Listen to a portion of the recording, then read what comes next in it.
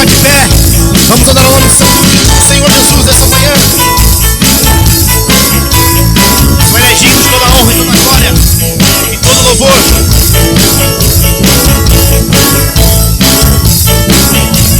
Já refúgio a glória eterna de Jesus, o Rei dos Reis. Breve os reinos deste mundo seguirão as suas leis. Os sinais da sua vida mas se mostram cada vez.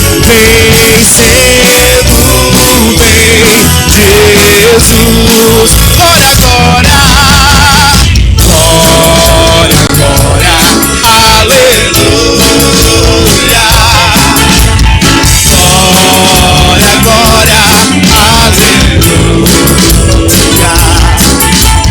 Glória, glória, aleluia. Vencendo vem Jesus. Ouço a voz do alto a me dizer: ser valente, ser valente.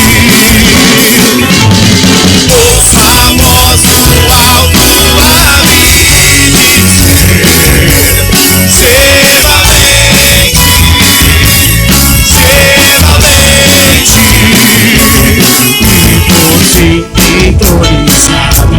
As nações hão de julgar todos grandes e pequenos, os juízes hão de encarar, e os remidos triunfantes em fulgor hão de cantar. Venceu o Rei Jesus. Glória, glória.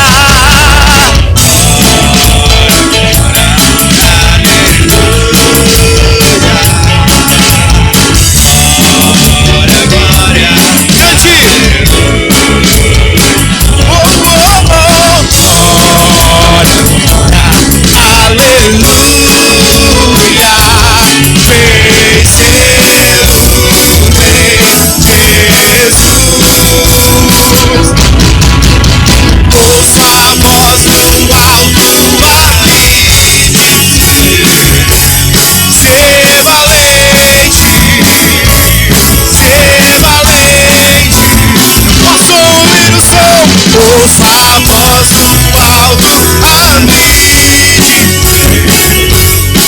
ser valente, ser valente. Eu posso ouvir o som. Ouço a voz do alto a me diz isso, diga isso.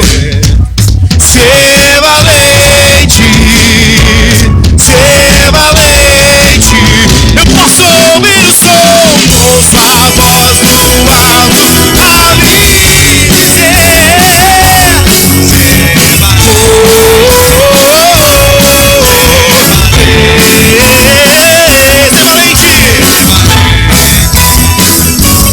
ser valente, ser valente.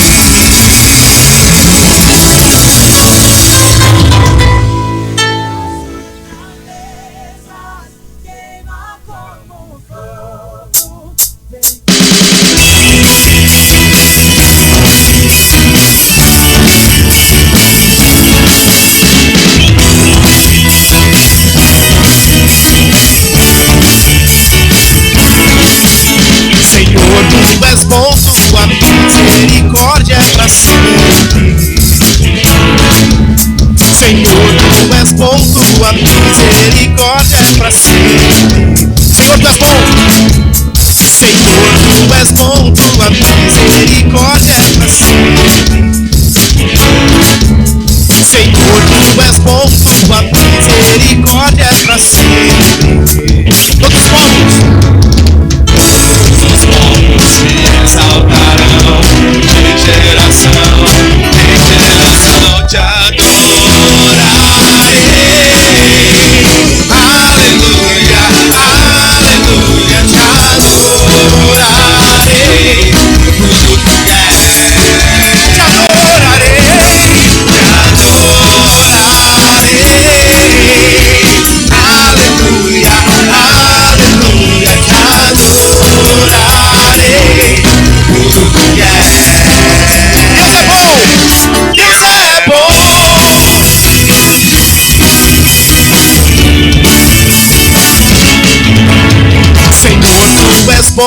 tua misericórdia é pra sempre. Senhor, tu és bom, tua misericórdia é pra sempre. Como te exaltarão de geração em geração, te adorarei. Aleluia, aleluia, te adorarei. Tudo que é, te adorarei. Aleluia, aleluia, te adorarei. Tudo que é. Deus é bom, Deus é bom.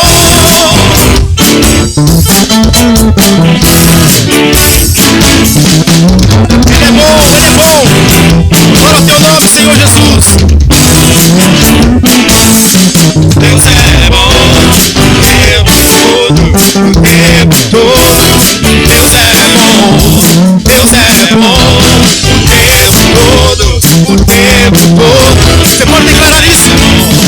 Deus é bom o tempo todo, o tempo todo. Deus é bom, Deus é bom o tempo todo, o tempo todo. Te adorarei, te adorarei. Aleluia, aleluia, te adorarei. Tudo que é, te adorarei, te adorarei. Aleluia, aleluia, te adorarei. Tudo que é,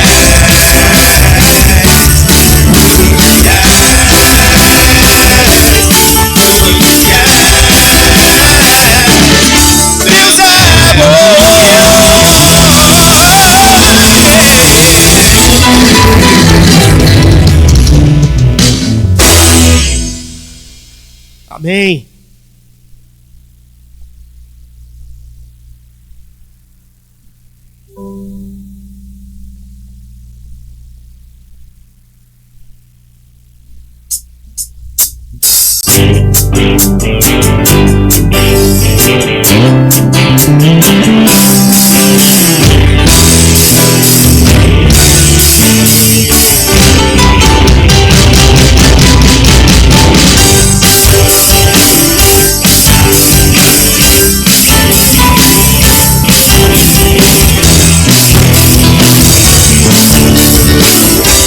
Vamos cantar juntos.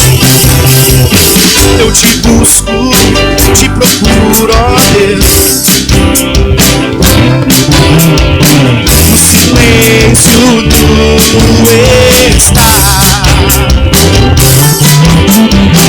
Eu te busco, toda hora espero em ti.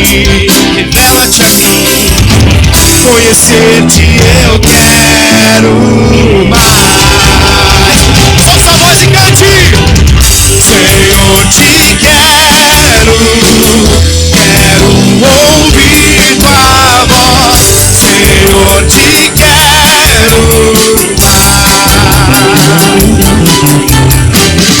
quero tocar-te, tua face eu quero ver. Senhor, te quero prosseguindo para o alvo eu vou. A coroa conquistar. Vou lutando, nada pode me impedir. Eu vou te seguir, conhecer-te eu quero mais. Senhor, te quero, quero ouvir tua voz. Senhor, te quero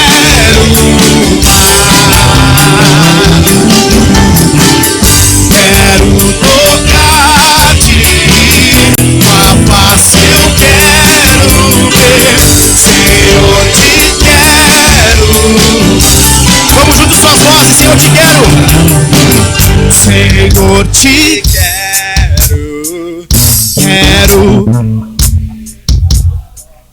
Senhor, te quero mais. Quero tocar tua face, eu quero ver. Vamos juntos, todos juntos. Cante! Senhor, te quero.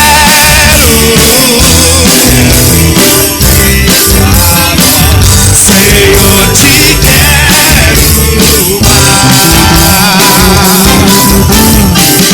Quero tocar-te, mas eu quero ver. Senhor, te quero mais.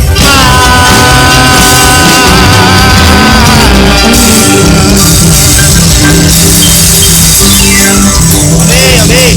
Você pode sentar por alguns instantes. Bom dia, comunhão, graça e paz de Jesus.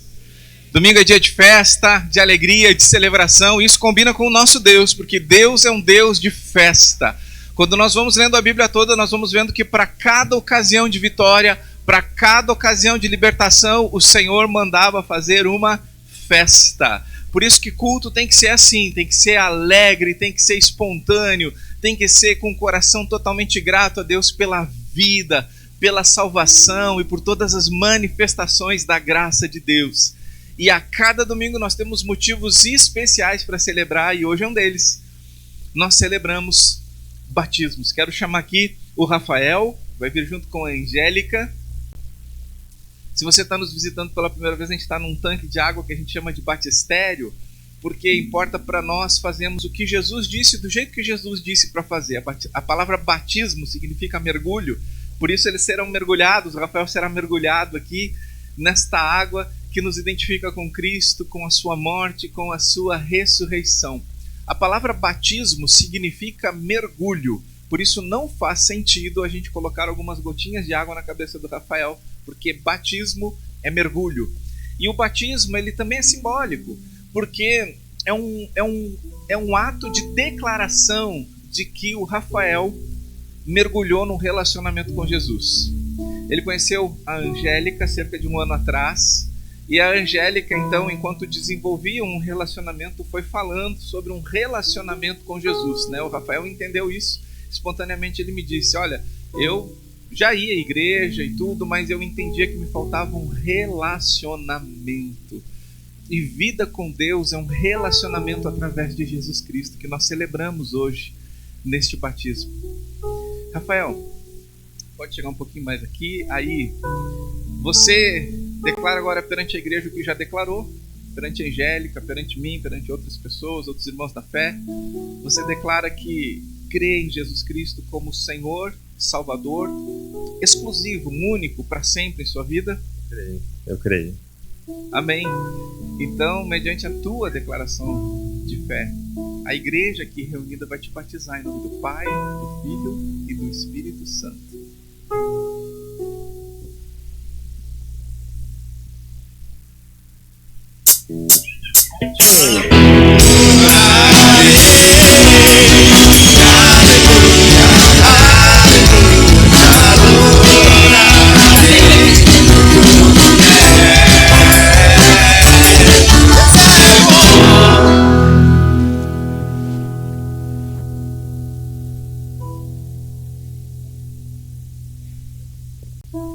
Isso é fundamental. A fé em Jesus é uma fé que se espalha de pessoa para pessoa. Não é de um púlpito, é de relacionamento. De vidas que foram salvas e foram impactadas pelo verdadeiro amor. E sabe que não pode conter isso, que é para repartir. Pode vir Daiane, pode vir Ederico.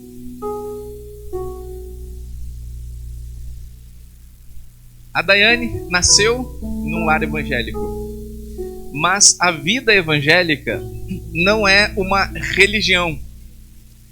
Por isso, em algum momento da vida dela, ela decidiu não seguir aquela que era a fé dos seus pais. Mas as sementes do evangelho tinham sido plantadas no coração da Daiane. A semente estava lá.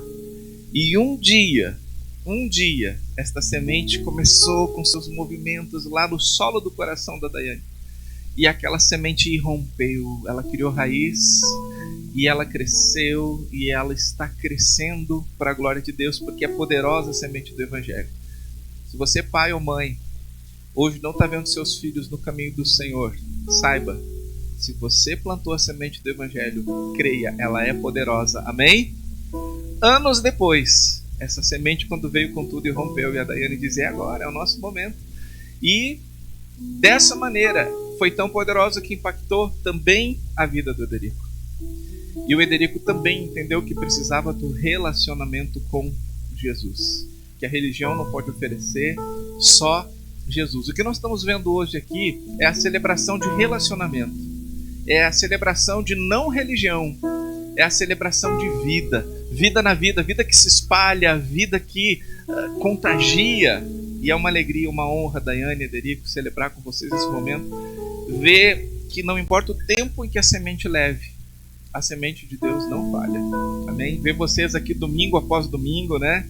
Sabendo que lá dentro ela estava ali crescendo, e poder chegar juntos agora e receber o sim tão convicto de vocês, né, para esse momento. Amém? Amém? Amém. Daiane, pode vir aqui, por favor.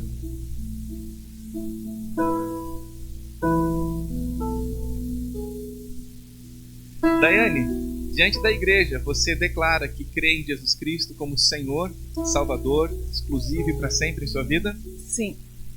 Então, mediante a tua fé, a tua declaração, nós te batizamos em nome do Pai, do Filho e do Espírito Santo.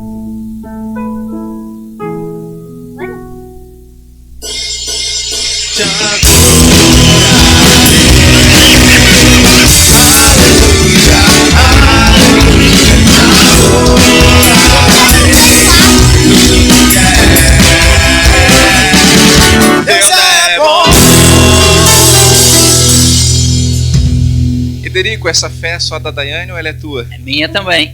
Amém, é da família toda, né? Eu e minha casa serviremos ao Senhor, vocês podem dizer isso, né? Criando o Arthur nos caminhos do Senhor, né? O Ederico falava hoje sobre essa preocupação, né? Do que passar para o filhinho deles, né? De criar um ambiente saudável, seguro, um ambiente de fé onde ele possa se desenvolver. Amém. Ederico, você crê em Jesus Cristo como Senhor, Salvador, exclusivo e para sempre de sua vida? Sim, creio. Então, mediante a tua declaração de fé, nós te batizamos em nome do Pai, do Filho e do Espírito Santo.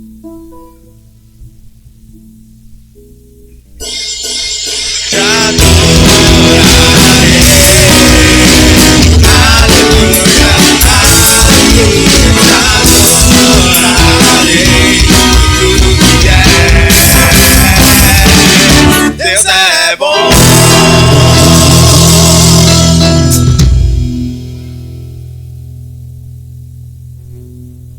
Você pode se colocar de pé novamente? Durante essa próxima canção, você pode estar trazendo os seus dízimos, suas ofertas. Você pode estar fazendo por 3 formas.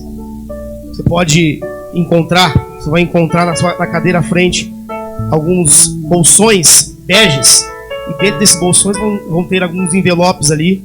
Você pode estar inserindo ali o valor, dinheiro, e trazendo aqui no gasofilácio, que foi o Rômulo me ensinou aqui. Eu falava barril, mas agora o Rômulo me ensinou a gasofilácio. Ou você pode estar fazendo por transferência bancária, Pix, os dados estão aqui. Ou também você pode estar fazendo por cartões, crédito e débito, ali com a Ana. Amém? Acho que faltou alguma coisa, né? As crianças? Ou já foram? Hã? Elas estão aqui? Vamos orar por elas então, vamos trazer as crianças, podem vir aqui pra frente, que o tio vai orar por vocês. O que eu mais temia está acontecendo, hein? O tio vai orar.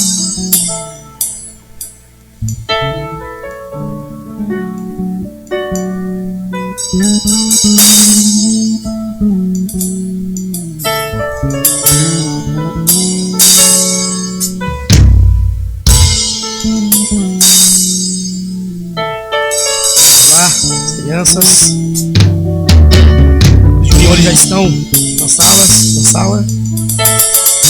Vamos estender suas mãos para cá, vamos orar por elas. Senhor Jesus, nós te agradecemos por todas as crianças que estão aqui, Pai. Pedimos que o Senhor fale aos corações delas, Que o Senhor continue usando as profs que estarão ministrando a Tua palavra aos corações delas. Que Teu Espírito Santo possa inspirá-las, Pai. O poder do Espírito Santo possa ensiná-las ao caminho correto. Ensiná-las sobre o Senhor Jesus, a linguagem delas, Pai. Que seja assim para a glória do Teu santo nome, Pai. Em nome de Jesus. Amém. Amém.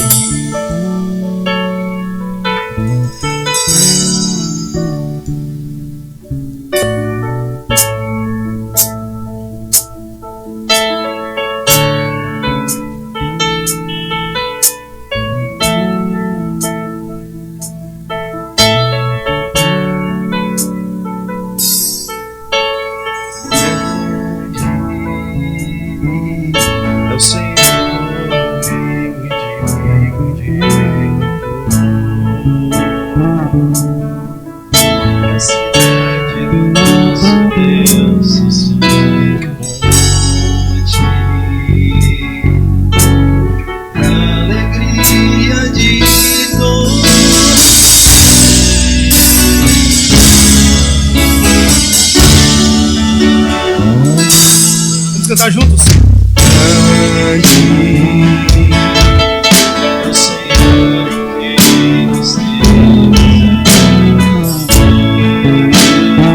Que nos ajuda.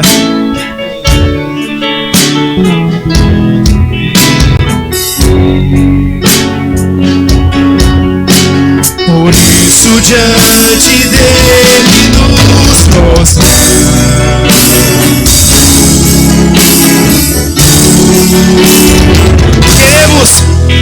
Queremos o Teu nome engrandecer e agradecer-te por Tua obra em nossas vidas. Nós confiamos em Ti, Jesus.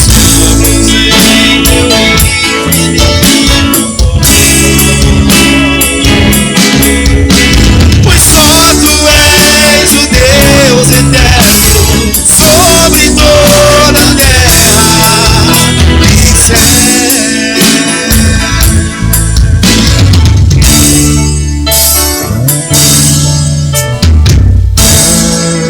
É o Senhor em que nós temos a vitória.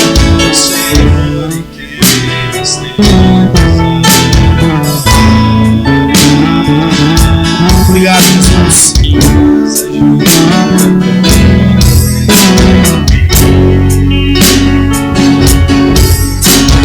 Por isso diante dele nos mostramos Tua presença, Pai.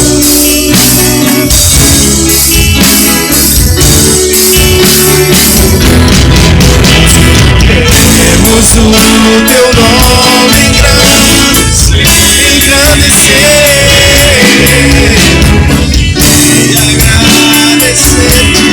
por Tua obra em nossas vidas. Confiamos em Teu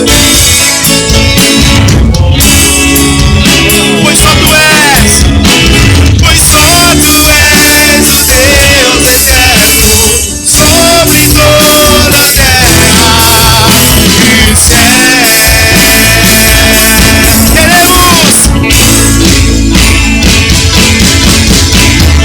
Queremos o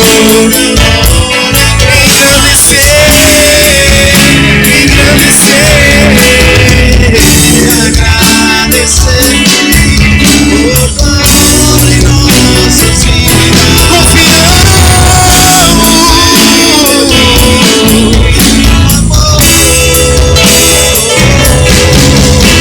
pois só Tu és o Deus eterno sobre toda. Pois só Tu és o Deus eterno sobre toda a terra. Pois só Tu és o Deus eterno sobre. Você pode ter isso, pois só Tu és. Pois só Tu és o Deus eterno sobre toda a terra e céu.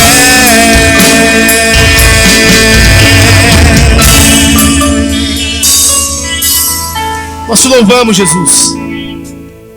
Porque o teu nome é eterno. O teu nome está acima de todos os nomes. Não existe nada que se compara ao Senhor Jesus. Louvado seja o teu nome, Pai.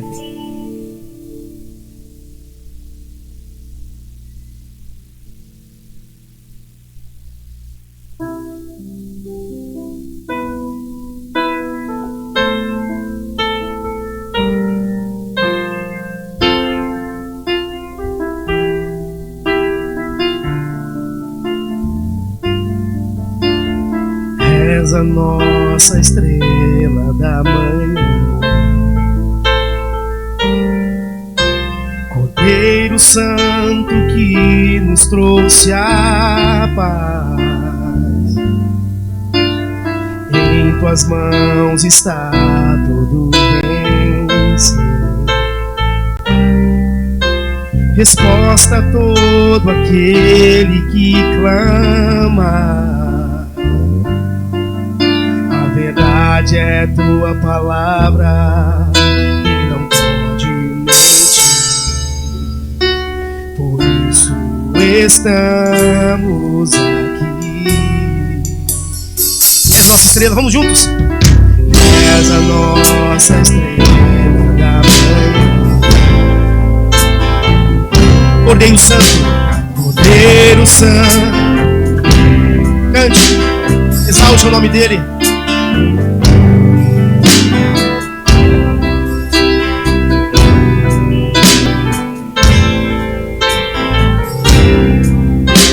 Resposta a todo aquele que clama.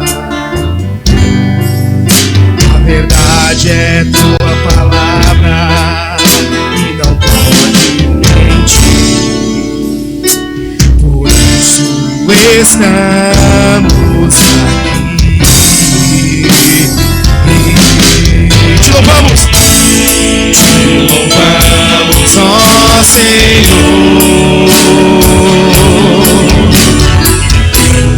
pelo teu imenso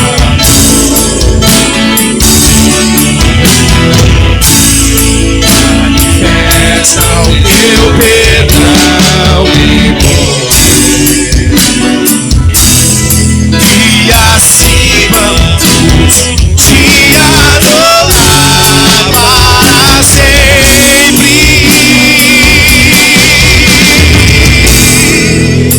Para sempre, ó meu Deus, te louvamos. Te louvamos, ó Senhor.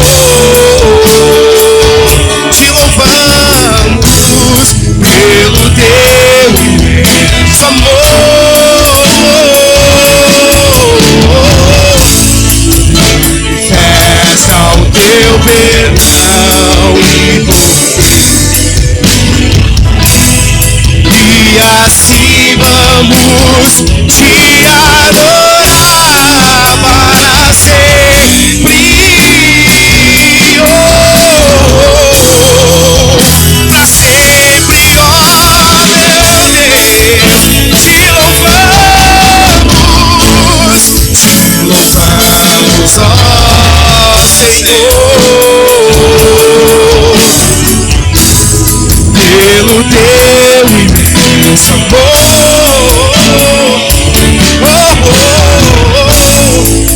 Manifesta o teu perdão e poder,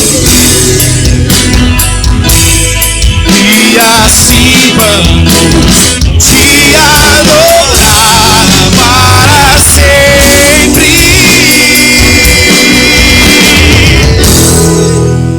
Para sempre, ó meu Deus.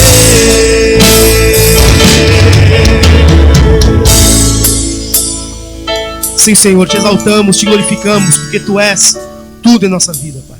Tu és a estrela que nos guia. Obrigado, Pai, obrigado. Pedimos que o Senhor continue falando aos nossos corações através da Tua palavra, pela Tua misericórdia, em nome de Jesus. Amém. Você pode sentar.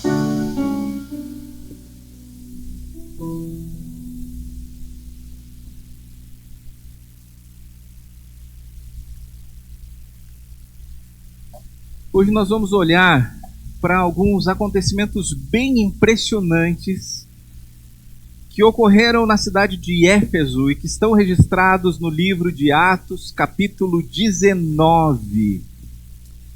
E nesses acontecimentos, que eu realmente acho que são impressionantes, nós vamos poder ver a respeito de alguns mitos e verdades sobre a missão que o Senhor nos confiou de vivermos e compartilharmos o Evangelho. Quero orar com você mais uma vez. Senhor, em nome de Jesus, obrigado pelo que o Senhor já está fazendo aqui nesta manhã, mas nós precisamos muito agora olhar para a Tua Palavra e compreendê-la. Sermos levados pelo Senhor a um entendimento tão impactante que transforme as nossas vidas, que nos leve a viver a Tua vontade. Espírito Santo, conduz tudo aqui. Em nome do Senhor nós clamamos. Amém. Nós vamos olhar então esses mitos e verdades. E o primeiro mito e a primeira verdade que eu quero repartir com você aqui é o seguinte mito: pessoas poderosas na missão de Deus podem fazer milagres. Ou pessoas poderosas, pessoas ungidíssimas podem fazer milagres. A verdade é que só Deus pode fazer milagre. Parece bobinho dizer isso, né? Mas a verdade é que muita gente olha para pessoas como se pessoas fossem Deus ou semideuses e que algumas pessoas têm um poder sobrenatural que é inerente a elas. Sim, existem pessoas que são conhecidas por operarem milagres. Inclusive, onde essas pessoas ministram, grandes multidões vão para lá, vão atrás dessas pessoas para receberem seus milagres. E o que nós devemos saber é que ser humano nenhum neste mundo é capaz de realizar milagres. Não existem seres humanos milagrosos. Não existe. Nós podemos sim realizar coisas impressionantes. Indivíduos humanos são capazes de fazer coisas grandiosas e que poeticamente podemos chamar de milagres. Mas milagre, na definição do termo, somente Deus pode fazer. Mas como é que fica então a explicação sobre milagres que não pode ser negado? Olha, eu vi aquela pessoa ali realizando um milagre. Essa é a questão. Não negamos que milagres existam, mas nós precisamos direcionar o nosso olhar para a fonte do milagre. Olha o que Atos 19, então, a partir do versículo 11 diz: Deus, deixar bem claro isso, Deus, pelas mãos de Paulo, Deus, pelas mãos de Paulo, fazia milagres extraordinários, a ponto de levarem aos enfermos lenços e aventais do seu uso pessoal, diante dos quais as enfermidades fugiam das vítimas, e os espíritos malignos se retiravam. Coisas semelhantes acontecem ainda hoje. E quando as pessoas não entendem que é Deus fazendo, quando principalmente o operador não entende que é Deus fazendo, você vai vendo como eles vão caindo um após o outro, por não entregar a glória que é devida ao Senhor. Esse texto mostra com muita clareza que a verdadeira fonte de todo milagre é Deus. É sempre Deus.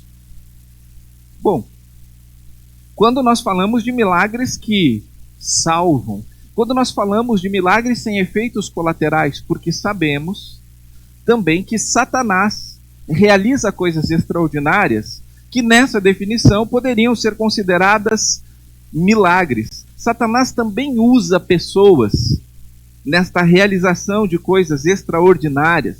Você lembra de Moisés? Moisés estava diante de Faraó. Por que Faraó não acionou o poderoso exército, ou pelo menos alguns dos seus guardas, para combater Moisés e Arão, que estavam ali na frente? Moisés e Arão estavam realizando sinais. milagres poderosos. Por que o faraó não diz assim para aqueles caras fortes lá, aqueles egípcios fortes, do exército mais poderoso do mundo, dizer, prende esses velhinhos?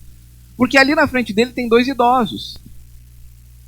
Moisés e Arão, 2 idosos.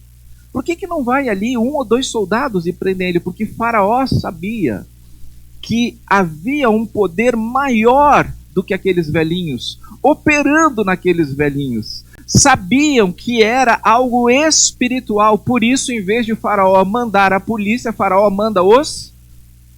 Quem que faraó manda? Os magos. Ele vai tentar combater no mundo espiritual, porque faraó tem esse entendimento. Nisso ele tem lucidez. Não é combatendo fisicamente esses velhinhos que eu vou vencer aqui. Eu preciso ir lá para onde as coisas acontecem, lá onde os milagres acontecem. E então, por isso, ele manda os magos para combater. A questão é que milagres são realizados, eles são originados lá nas regiões espirituais. O ser humano é um instrumento para o bem ou para o mal. Então, meu amigo, minha amiga, não vai atrás de pessoas que realizam milagres. Não vá atrás nem de milagres. Vá em busca do Deus de milagres. E então você encontrará o milagre que precisa. Amém? Vá atrás do Deus de milagres. Vá atrás do Deus que é Deus. Vá para a fonte. Não se contente com os intermediários, porque intermediários colocam o seu custo, colocam o seu preço. Deus dá. Porque Deus é assim. Deus é recompensador. Deus é abençoador. Ele é a fonte dos milagres.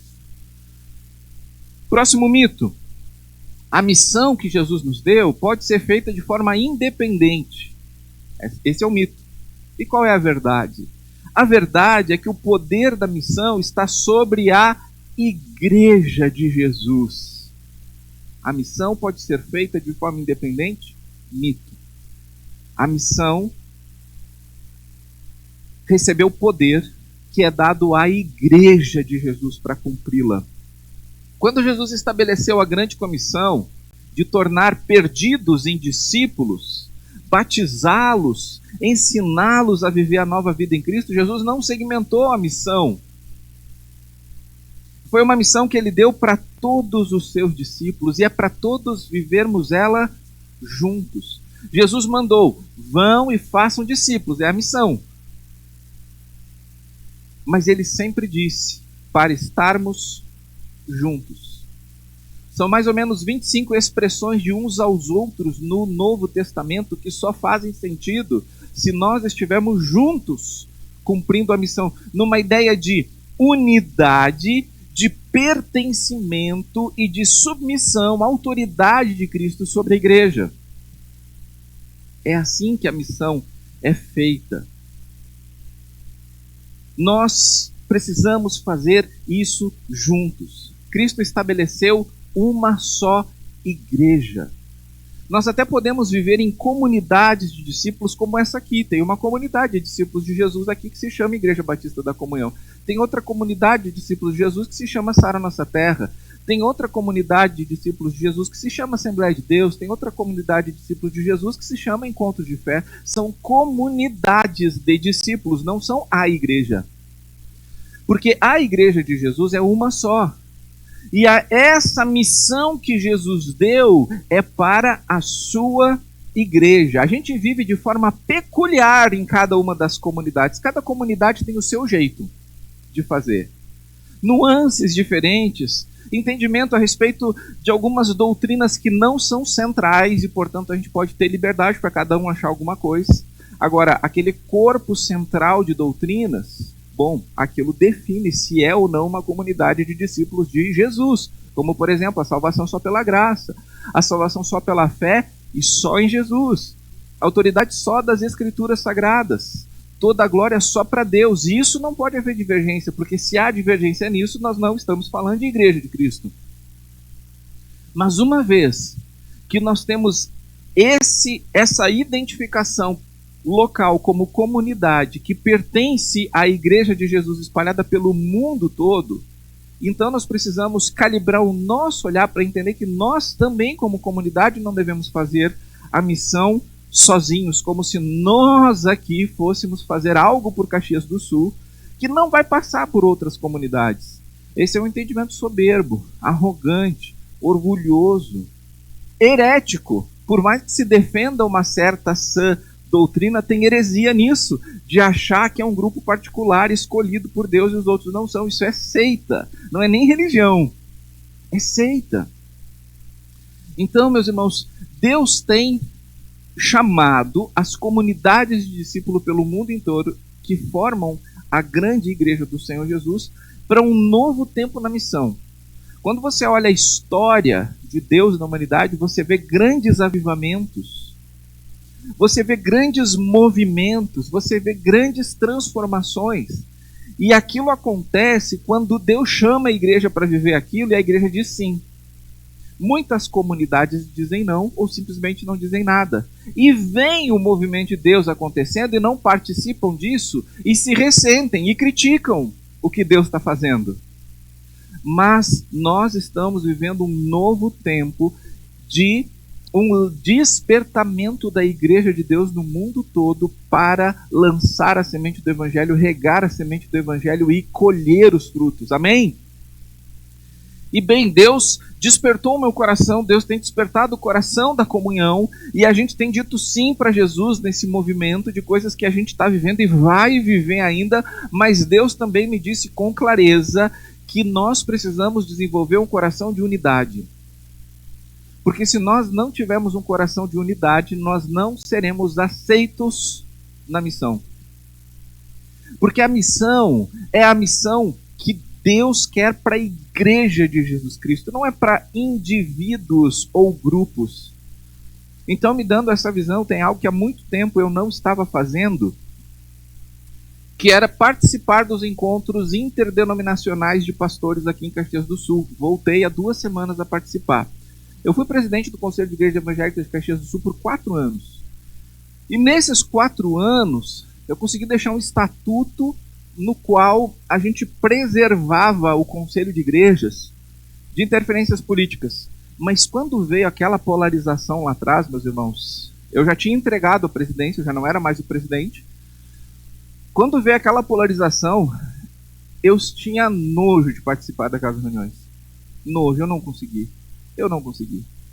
Porque é como se a gente tivesse deixado um pouquinho Jesus de lado, colocado uma outra pessoa no lugar e rebaixado Satanás a um segundo plano e colocado um ser humano como primeiro plano de Satanás. E aquilo ali desmobilizou a unidade, fragmentou a unidade, eu não consegui. Agora eu voltei anos depois, e aí, pela graça de Deus, existe algum certo respeito por mim, pelo ministério aqui, e foi me dada a palavra. Eu disse, olha, irmãos, eu quero pedir perdão porque eu simplesmente fracassei como ser humano em conseguir continuar junto quando o conselho aqui estava impregnado por política. Eu preciso estar aqui com os irmãos, porque se eu não tiver um coração de unidade, a nossa igreja vai ficar de fora do que Deus vai fazer em Caxias do Sul. E ali os pastores presentes também entenderam, houveram palavras nesse sentido, de que a obra de Deus em unidade, se nós nos acharmos melhores, se nós competirmos, não se trata de estarmos juntos na missão, porque a missão é feita em unidade. Amém, comunhão? Isso não significa que a gente vai se juntar com qualquer outra igreja, que a gente vai deixar de ter o nosso corpo de doutrinas bíblicas.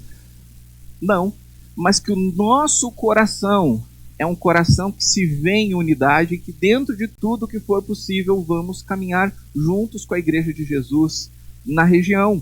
Amém? Amém. Muito bem.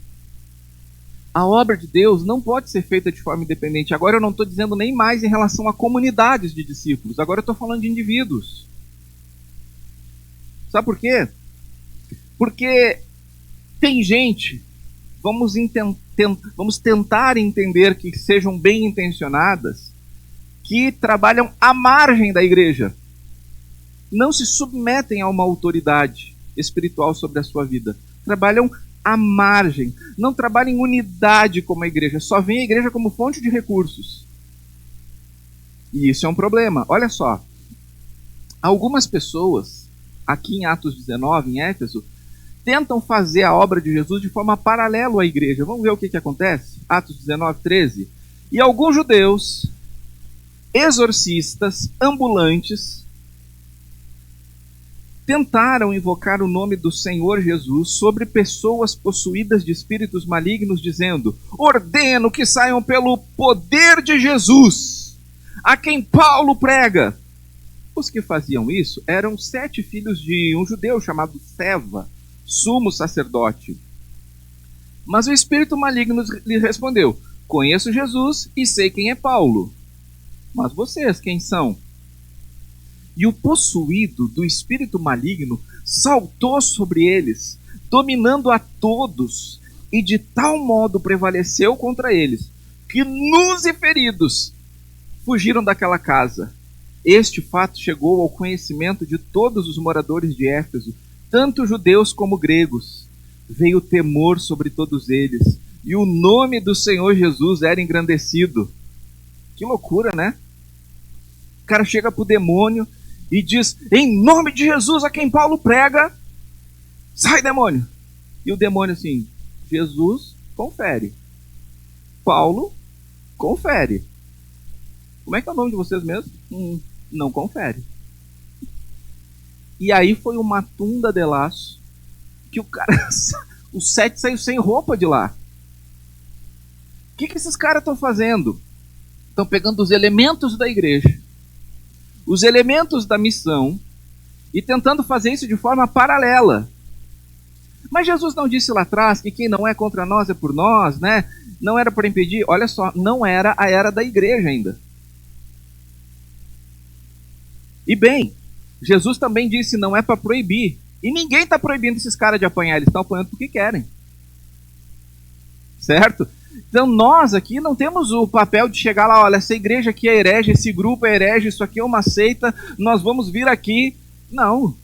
Nós não temos o direito, a autoridade de proibir. Mas o que nós precisamos saber, meus irmãos, é que a missão de Deus tem poder de Deus quando feita em unidade, quando estamos juntos. Isso é fundamental. Existem muitos ministérios e até indivíduos, como eu estou dizendo, que estão no paralelo, atuando à margem da igreja. E sabe, muitos até realizando sinais miraculosos. Mas eu penso que é sobre essas pessoas que Jesus diz o seguinte, lá em Mateus 7, 22. Muitos naquele dia vão me dizer: Senhor, Senhor, nós não profetizamos em teu nome? Em teu nome nós não expulsamos demônios? E em teu nome nós não fizemos muitos milagres? E eu lhes direi claramente: eu nunca conheci vocês. Afastem-se de mim. Jesus está falando de pessoas que não fazem parte da igreja, mas que querem fazer do seu jeito a obra da igreja. Porque Jesus diz: as minhas ovelhas ouvem a minha voz, as minhas ovelhas me conhecem, eu conheço as minhas ovelhas. Eu não conheço vocês. Vocês fizeram as coisas que a minha igreja faz, mas nós não temos um relacionamento. Essa palavra foi muito dita por quem se batizou na jornada. Nós não temos um relacionamento, não nos conhecemos. Mas, Senhor, a gente fez as coisas certas, mas vocês fizeram as coisas certas no lugar errado. Vocês não andaram em unidade com o meu corpo. Isso é sério. Tem pessoas que até institucionalmente estão ligadas à igreja, mas querem apenas que a igreja apoie a visão delas. Quantas pessoas sentaram na minha sala e disseram assim: Deus me disse que é para eu fazer tal coisa, e para mim aquilo não encaixa. Não é que está errado intrinsecamente, não encaixa com o momento, com a visão, com a real necessidade da igreja. Já aconteceu de eu dizer assim: olha, o reino de Deus tem essa necessidade aqui. Não, isso é imposição, está me impondo, eu quero fazer outra coisa em outro lugar, e eu preciso que a igreja me apoie financeiramente. Como assim? Como assim? Você não acha que Deus teria que dar essa visão para o pastor? Você não acha que Deus deveria dar essa visão para a comunidade? E então nós entendermos na comunidade as estratégias, incluindo enviar você para tal lugar, apoiar você nessa estratégia. Cuidado! Cuidado quando você tem uma missão que você acha que é a visão de Deus e Deus não deu essa visão para o pastor. Deus não deu essa visão para a comunidade. Meus irmãos, quando eu digo dar a visão para o pastor, eu não estou dizendo que eu tenho que chancelar o seu ministério, mas é no mínimo estranho Deus ter uma vontade para a sua igreja e deixar a liderança à margem. E não testificar isso na comunidade. Muito cuidado com os projetos pessoais, porque eles causam ressentimento, porque a pessoa chega assim, olha, eu preciso de recurso, eu preciso de apoio, eu preciso de espaço, eu preciso disso. Calma lá, Beth. Calma. Vamos orar, vamos pensar, vamos entender. Cuidado com as decisões sobre a missão que você toma individualmente. Porque as decisões da missão são tomadas no contexto da igreja. No contexto da igreja. Precisa fazer sentido para a igreja de Jesus. É um mito que Deus vai te dar uma obra à margem da igreja. Eu respeito que existam instituições para-eclesiásticas que dão apoio para a igreja, suporte para a igreja, que trabalham lado a lado com a igreja. Amém. Agora o problema é quando esses ministérios para-eclesiásticos, eles trazem para si a missão. A missão é minha, a missão é nossa. Vou dar 2 exemplos discrepantes aqui. Por exemplo, os legendários dão suporte para a igreja. Dão suporte. Ainda que existam 2 linhas de legendários no Brasil, isso não fica tão evidente para quem participa, e eu sempre recomendo a que seja ligado à PIB de Curitiba. O Romo é um coordenador de pista aqui no Rio Grande do Sul. Dá suporte. A pessoa vai lá, ela vai ter reforçado coisas que Deus já está falando na vida dela. Mas esses homens, eles são encorajados a virem para a igreja, para a missão da igreja, a partir da própria casa, porque isso precisa fazer sentido para sua esposa, isso precisa fazer sentido para os seus filhos. Mas eu já ouvi, por outro lado, agências denominacionais ou interdenominacionais que chegam para a igreja dizendo o seguinte: a gente vai plantar uma igreja aqui na cidade, a gente precisa disso, disso e disso. Tá, mas como assim? Uma agência está plantando igreja? Sim, uma vez um líder denominacional disse: nós vamos plantar 50 igrejas no Rio Grande do Sul, com ou sem vocês. Foi dito isso. Com ou sem vocês. Não entendi. Com ou sem a igreja? Você acha que deu certo essas 50 igrejas? Você acha que deu certo? A margem da igreja não é o plano de Deus. Por isso nós precisamos caminhar em unidade. A missão precisa ser feita em unidade. Próximo mito e verdade. Mito. A missão é sobre fazer. Verdade. A missão é sobre ser. E então, fazer. A missão é sobre ser. E a partir de quem eu sou, eu faço. Sempre houve esse debate sobre o que é mais importante, ser ou fazer. Mas a verdade é que em Cristo, primeiramente, nós somos interiormente transformados. E a partir dessa transformação, nós passamos a fazer as coisas do outro jeito, que é o jeito de Cristo. Eu posso cantar, mas isso não significa que eu sou um cantor. Posso fazer o ar passar vibrando aqui, fazer vibrar as minhas cordas vocais, mas isso não me torna um cantor. Eu posso consertar um problema no meu carro, mas isso não me torna um mecânico. Eu posso colocar um feijão num copinho de cafezinho com algodão e um pouquinho de água, mas isso não me torna um agricultor. Da mesma maneira, alguém pode fazer coisas de cristão sem que seja de fato um discípulo de Cristo. Porque fazer não torna o ser, mas o ser nos leva ao fazer. Porque se alguém de fato é um discípulo de Cristo, vai fazer as coisas de discípulo de Cristo. No reino de Deus, nós fazemos o que fazemos a partir de quem nós somos em Cristo Jesus. Nós somos filhos de Deus, somos discípulos de Jesus, somos santuários do Espírito Santo de Deus, e isso nos define. Nossa identidade está na relação com o Senhor. E a partir dessa identidade, então, é que nós fazemos as coisas que são condizentes com quem nós somos. O problema no Antigo Testamento é o seguinte: vocês não fazem o que deveriam. O grande desafio no Novo Testamento é: vocês não estão fazendo o que está de acordo com o que são. Vocês são nova natureza, vocês são um novo homem, vocês são nova criatura em Cristo. O parâmetro não é o fazer, é o ser. Isso não combina com quem eu sou agora em Cristo, ou isto combina. A partir dessa nova natureza sendo desenvolvida em nós, é que nós vivemos então e cumprimos a missão. Esta missão de fazer discípulos, de batizá-los, de ensiná-los a viver esta vida em submissão ao Senhor da missão. E eles mesmos agora então entrarem nesse fluxo de fazer discípulos, batizar, ensinar, viver, e assim, e o Evangelho chegou até nós e vai continuar se espalhando. O que decorre como um ato contínuo de termos sido transformados antes pelo poder do Evangelho de Cristo em nós.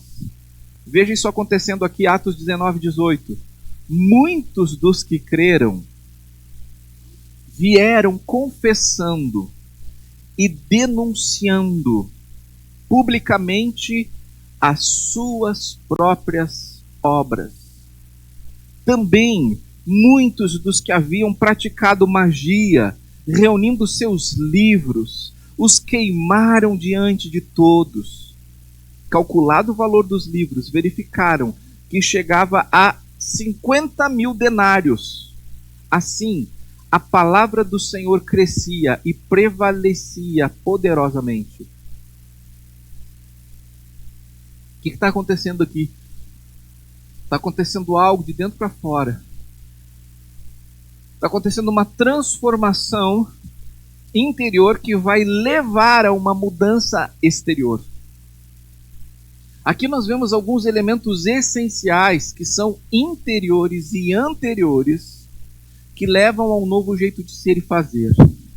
Fé, confissão, transformação e ação de mudança. Ajuda aí, Guto. Obrigado, querido. Fé, confissão, transformação e ação de mudança. Todas essas coisas acontecendo aqui numa cronologia coerente. Primeiro, eu creio. É assim que começa. Muda a minha forma de ver, muda a minha forma de enxergar as coisas, muda o que eu creio, o que eu penso. É aí que a mudança real acontece. Crer que a sua realidade sem Cristo é a realidade de alguém que está eternamente perdido e que em Cristo passa a viver eternamente com Deus, passa a crer na necessidade de ser salvo e de ter um Salvador, passa a crer na sua condição de necessitado e passa a crer que Jesus é o Salvador necessário. Quando começa aí, quando começa com a fé, aí então vem a confissão disso. Confessar: eu sei que sou um pecador, eu sei que preciso de Cristo, e eu confesso Jesus como Senhor da minha vida, como Salvador da minha vida. Confesso que agora eu sou um filho de Deus em Cristo, que eu sou um discípulo de Jesus. Confesso, declaro, sou santuário do Espírito Santo, e que dentro de mim tem isso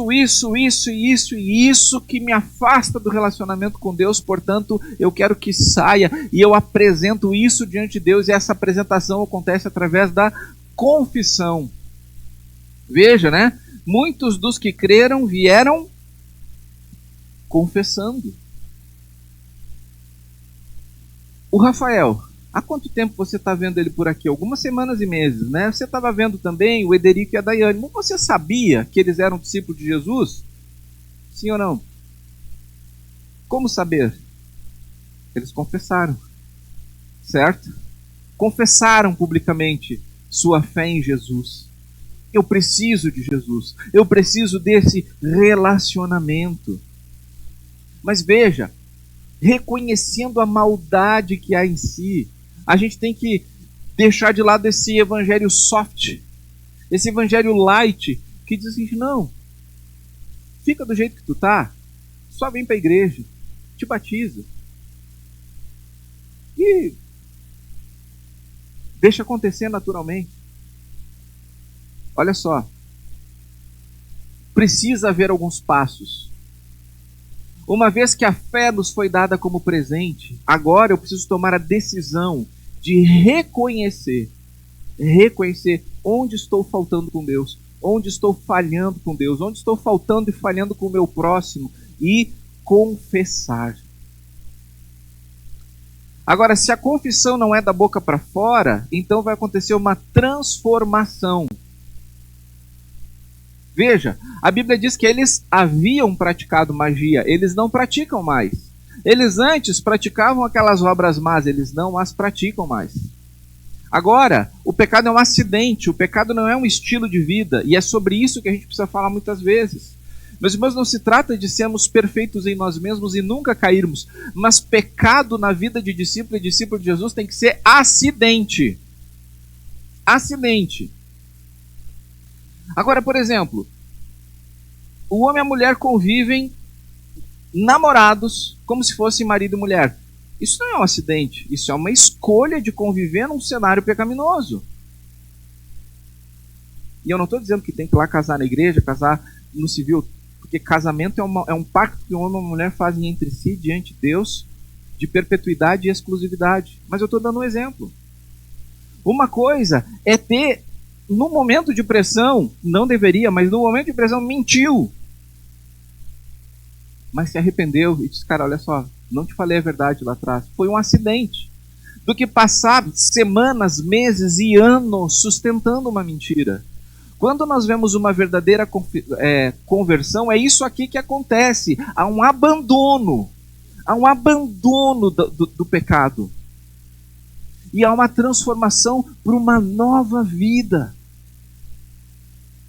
Porque daí vem a ação de mudança. Qual foi a ação de mudança deles? Olha, esses livros aqui não me servem mais. No caso deles, né? Escavações arqueológicas na região de Éfeso registraram inúmeros livros enterrados.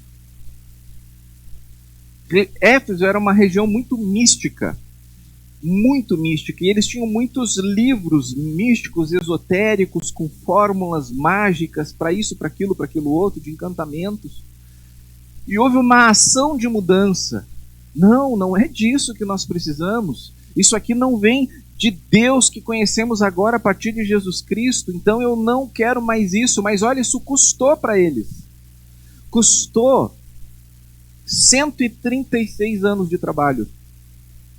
Porque isso é o montante de denários aqui. 136 anos de trabalho. Pensa numa riqueza. Mas eles entendem que aquilo não é nada diante de Deus. Diante da riqueza que eles têm agora em Cristo Jesus. Mas perceba, meus irmãos e minhas irmãs, não foram os apóstolos que impuseram para eles, agora vem cá e queima os livros, vamos fazer fogueira. Isso é coisa de fanatismo religioso, botar coisa dos outros na fogueira. Quando alguém bota a coisa dos outros na fogueira, quando alguém bota os outros na fogueira, isso é fanatismo, isso não tem nada a ver com o cristianismo. Infelizmente, na história do cristianismo, nós temos essa mancha. Não temos? De queimar coisa dos outros e queimar os outros na fogueira. Não é assim. As pessoas vêm aqui, toma os meus livros, isso aqui não serve mais. Isso aqui para mim era riqueza, não é mais. Sou um pecador, eu preciso de Cristo, eu preciso da graça. Então, muito cuidado, porque muitas vezes o seu Facebook, o seu X, o seu Instagram é a fogueira que você bota outras pessoas, ou as coisas dos outros, ou as obras dos outros. Não é assim? Hoje não se pega mais o fósforo lá e risca literalmente o fogo e bota livros em fogueira. Mas a gente olha nas redes sociais e vê crente botando o pecado dos outros na fogueira do seu feed, botando os outros na fogueira das suas postagens. Não é assim, meus irmãos. A gente não queima ninguém, a gente não queima nada dos outros. A gente, queima o nosso pecado diante do Senhor em Cristo Jesus através da confissão. Amém? Então para de queimar os outros, para de queimar as obras dos outros, denuncia as tuas próprias obras. A pessoa que agradou Jesus, quando Jesus estava falando a respeito de 2 homens que entram no templo, um deles olha para um cara no chão, ali um coitado, e diz assim: obrigado que eu não sou como esse outro aí. Mas aquele que está lá no chão está batendo no peito, dizendo assim: tem misericórdia de mim que sou pecador. Jesus faz uma pergunta: quem de lá saiu justificado? E quem saiu justificado? O que diz obrigado porque eu não sou como esse? Ou aquele que diz eu sou como eu sou mesmo e eu entendo que eu preciso de graça e misericórdia sobre a minha... Quem é que saiu lá justificado diante de Deus? O cara que denunciou as suas obras. Então, meus irmãos, nós temos que sair dessa corrente evangélica neurótica que se estabeleceu por aí, que se dá uma voz que Deus não deu o direito de ter, que é combater o pecado dos outros. E se eu não falar? Não vai mudar nada? Ou tu acha que tu vai postar lá, o mundo vai parar, tua postagem vai viralizar e vai vir um grande avivamento para a igreja porque você condenou o pecado do político A, do vizinho C? Você acha que vai acontecer? Não vai. Deixa eu te dizer, não vai. A igreja não pode se calar. A igreja não pode se calar de pregar o evangelho, e isso é o que ela menos faz. A igreja não foi chamada para condenar pecado, a igreja foi chamada para tirar pessoas da condenação. Amém? Não somos os que queimam. Pelo contrário, nós somos os queimados. Vivemos numa época, num lugar do mundo, que nós estamos longe da fogueira, pelo menos agora. Mas se a gente definir entre os que queimam e os que são queimados, nós somos quem? Os que somos queimados, porque Jesus diz: vocês serão perseguidos. E bem-aventurados serão quando forem perseguidos. Mas nós estamos vendo aqui uma mudança que começa lá dentro, que começa na fé. E aí a questão é: o que é riqueza para você? O que você ainda mantém? Deixa eu contar algo aqui sobre um acontecimento de 20 e poucos anos atrás. Eu era pastor de juventude em Porto Alegre. E eu estava discipulando um rapaz que era tremendamente viciado em pornografia.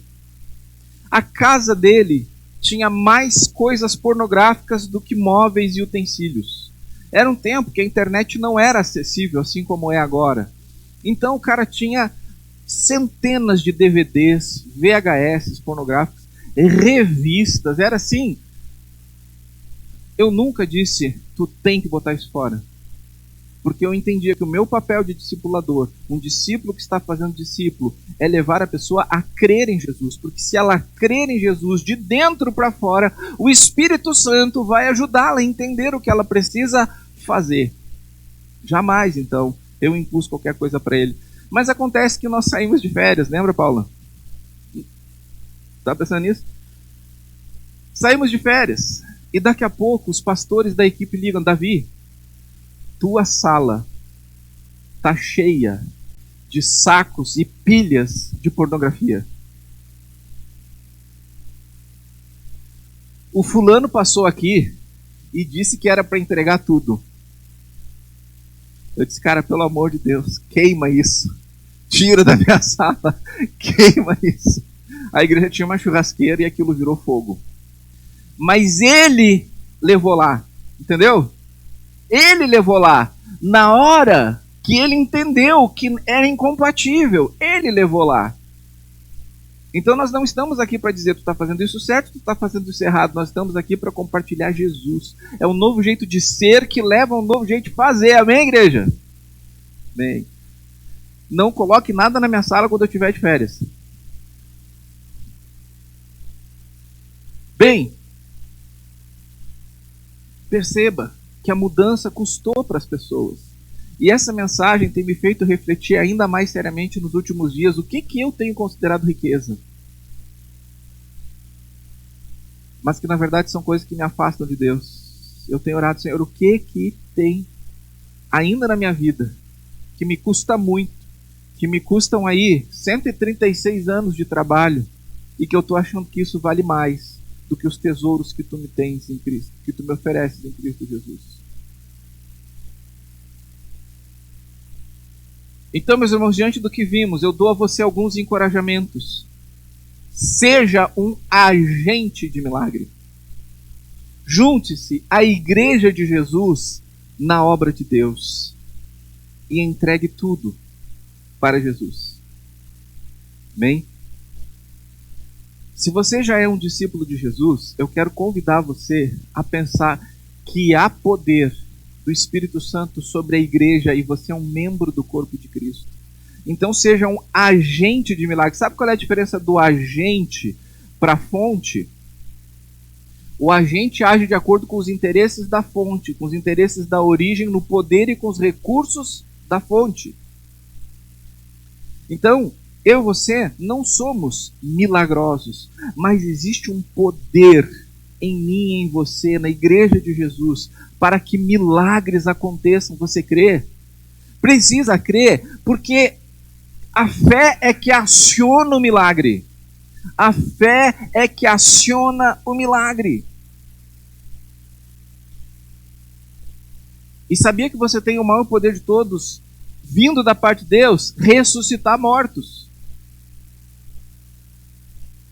Talvez a primeira coisa que a gente pense é ressuscitar o cadáver. Não é disso que eu estou falando de seres humanos que estão existindo espiritualmente mortos, mas que quando creem em Jesus, seu espírito é preenchido com o Espírito Santo, então eles passam a ganhar vida. Eu e você, igreja do Senhor Jesus, temos em nós um poder que atua, vindo da parte do Senhor para ressuscitar mortos. Tirar pessoas da morte eterna para a vida eterna em Cristo Jesus. Esse é o único milagre? Não. Eu creio que há poder para realizar muitos outros milagres que apoiem essa missão de ressuscitar mortos. Que glorifiquem a Deus, que façam as pessoas levantarem seus olhos para o Senhor. Segundo, junte-se à igreja de Jesus na obra de Deus. Cuidado com a sua própria visão. Eu não quero que você deixe de ser uma pessoa que use uma mente criticamente, certo? É importante que você pense se o que eu estou dizendo combina com as Escrituras. Eu não quero que você faça só porque eu estou dizendo, porque daí a gente se torna fanático. No Novo Testamento, os bereanos foram escolhidos como um bom exemplo de nobreza, porque eles conferiam tudo que o apóstolo estava falando para ver se era assim mesmo. Então confira. Agora, não é disso que eu estou falando. Eu estou falando cuidado, porque se Deus colocar uma coisa no teu coração que não coloca no meu e não coloca testificando isso na comunidade, vá com calma. Vai com calma. Porque Deus tem uma missão para a igreja. Essa missão não é para indivíduos separados e movimentos para-eclesiásticos. É para a igreja. E isso se desenvolve em unidade, mas a partir de uma comunidade local de discípulos, que é onde a missão faz sentido. Porque daí a gente se junta para cumprir a missão. Então, o que eu encorajo você agora é acompanhe o movimento. Veja para onde nós estamos caminhando e vem junto, e logo vai ficar cada vez mais claro o seu papel nisso. E por fim, e sobretudo, e acima de tudo, entregue tudo para Jesus. Como esses efésios fizeram. Entrega a tua confissão. Entrega as tuas riquezas antigas, que na verdade diante de Deus não são riquezas. Se você já é um discípulo de Jesus, o que você ainda considera riqueza? E como é que eu vou saber o que eu acho que é riqueza? É aquilo que eu não quero me desfazer. Isso é rico para mim. Isso é valioso para mim. Que pecado que você tem trazido junto no decorrer da sua vida? O que tem sido esse valor para você? É necessário chegar nesse momento e você denunciar você mesmo diante do Senhor. Confesso-te, Senhor, eu sou pecador e eu quero te entregar isso aqui da minha vida. O que falta ainda entregar para Jesus? É uma caminhada. A gente falou sobre o batismo ali com o pessoal que está se batizando, que se batizou hoje, né? Tipo assim, tu não te tornou perfeito porque tu te batizaste, é uma caminhada. É uma caminhada. Mas na caminhada, a gente vai se desfazendo das riquezas que se corroem e que nos corroem, e vai adquirindo essa riqueza da vida em Cristo. Então, discípulo de Jesus, o que você ainda não entregou para Jesus? O que você ainda não denunciou na sua própria vida? Agora, se você até esse momento não se considerava um discípulo de Jesus, é muito claro o que você tem que entregar para Ele. A sua própria vida. Se até hoje você não tinha feito um compromisso com Jesus, de ter um relacionamento com Ele, deixa eu dizer, você precisa entregar a si mesmo para Ele. Sem essa entrega, um relacionamento não acontece. É como um casamento. Você sabe, sem entrega, não acontece. O casamento, sobretudo, é uma entrega de um para o outro. O casamento dá errado quando eu quero pegar do outro. E o casamento dá certo quando eu entrego para o outro. Quando eu não empresto, quando eu dou. Porque eu sei de onde vem, não vai faltar. Com Jesus é assim. É uma entrega. Muitas pessoas procuram Deus por causa dos milagres. Então elas nunca entregam. Elas só negociam. Deus, eu vou de joelho daqui a Farroupilha se tu me der tal coisa. Isso não é entrega. É negociação, é barganha. Não é com Deus que elas estão falando. Elas estão falando com um vendedor. Prestador de serviço. Deus é entrega. Senhor, eis aqui a minha vida. Nós vamos cantar essa música agora. E hoje eu não vou pedir para você preencher o cartão, mas eu vou pedir para você refletir. Aproveita esse tempo agora.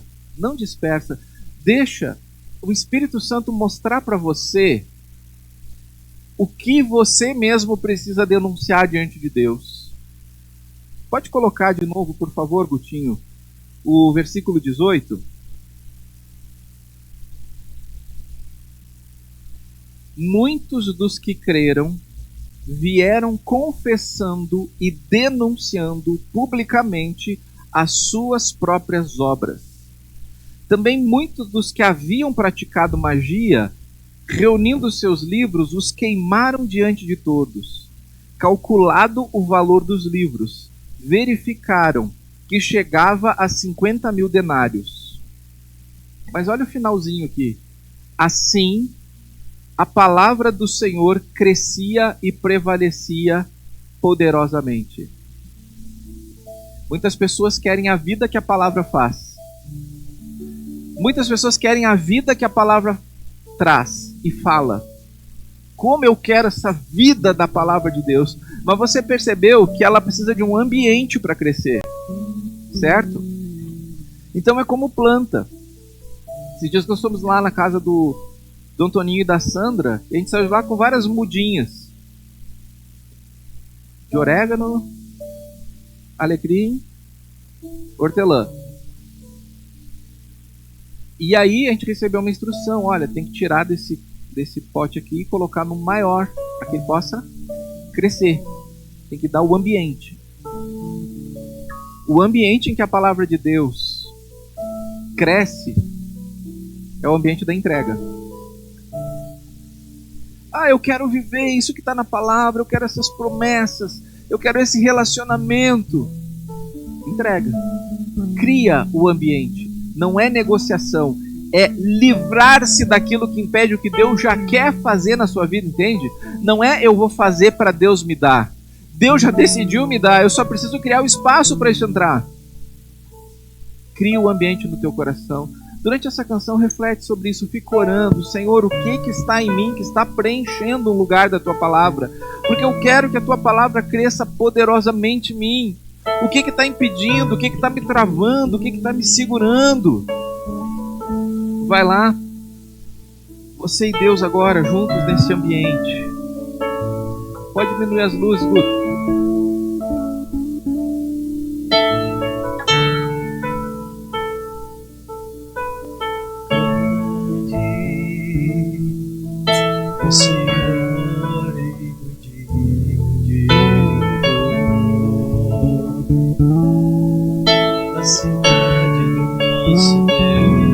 para você agora. Você e Deus. Alegria de todo.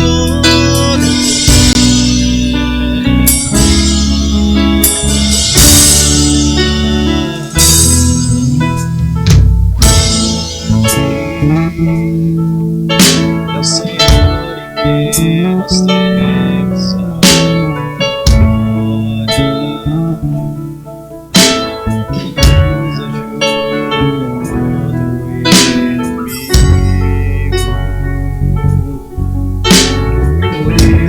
Por isso diante dele nos prostramos. Queremos o teu nome engrandecer e agradecer-te por tua obra em nossas vidas. Confiamos em teu infinito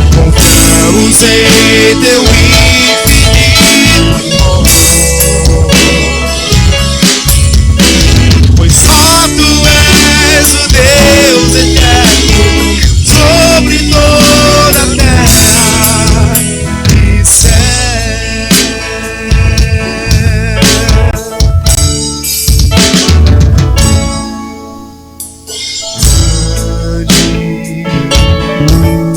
É o Senhor em quem nós temos a vitória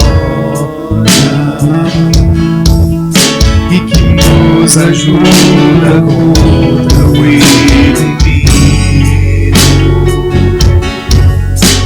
Por isso diante dele nos prostramos.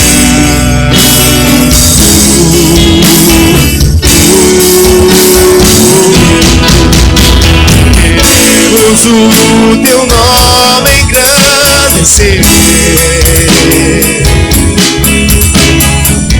e agradecer-te por tua obra em nossas vidas. Confiamos em teu infinito amor, pois só tu és o Deus eterno sobre toda a terra e céu.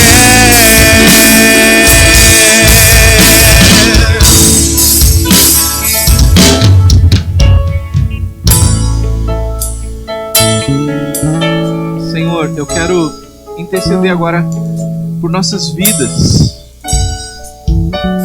Senhor, tu és fiel. Tua palavra diz que o Senhor é fiel para completar a boa, maravilhosa, a obra que o Senhor começou em nossas vidas.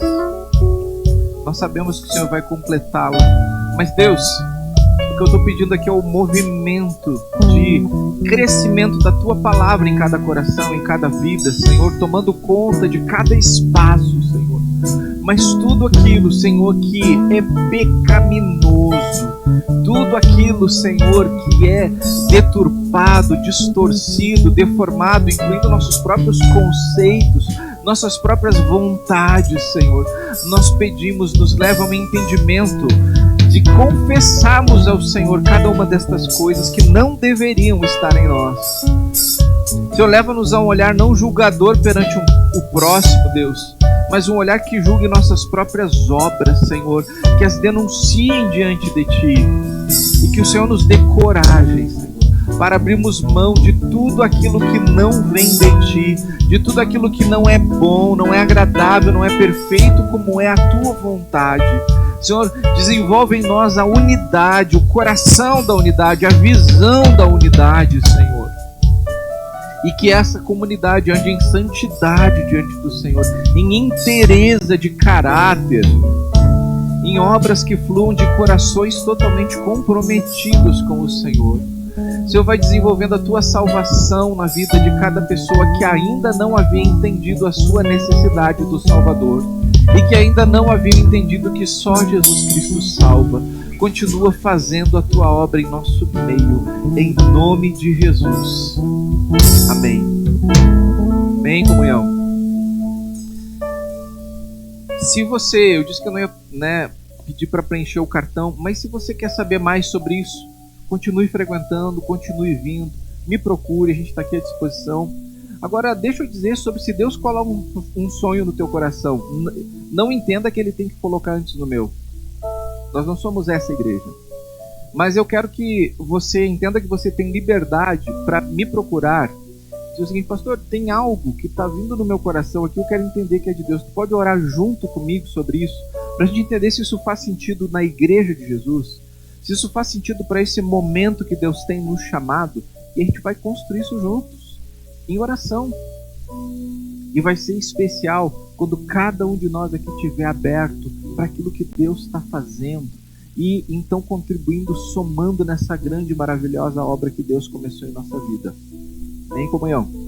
Então eu quero desejar que você tenha uma semana muito abençoada em nome de Jesus. Que seja uma semana muito especial. Amém? Vá em paz então em nome do Senhor Jesus.